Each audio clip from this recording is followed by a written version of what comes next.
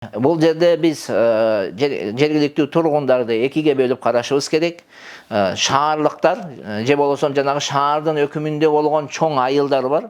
Мына ошол айылдардан шаардын өкүмүндө болот, чоң айылдар. Анан кичинекей айылдар бар. Шаар жерлеринде сөзсүз түрдө курбандык айыт намазыны окулгандан кийин эмне болуш керек? Чалыныш керек. Шаар жеринде боло турган болсок, сөзсүз түрдө эмнекен айыт намазыны окуйбуз, анан курбандыктарыбызды эмне кылабыз? Чалабыз. Бул өтө маанилүү нерсе. Ал эми айыл жерлерде кичинекей айылдар болот, жанагы жума намаз милдет болбогон, андай жерлерде ошол бамдат намазынын убакыты кириги менен чалсаңыз болот.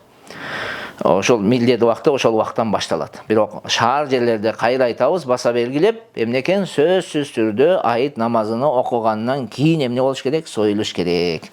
Бул пайгамбарыбыз саллаллаху алейхи хадистеринде келген, ошол сыяктуу эле биздин фик китептерде дагы ачык айкын келген маселе.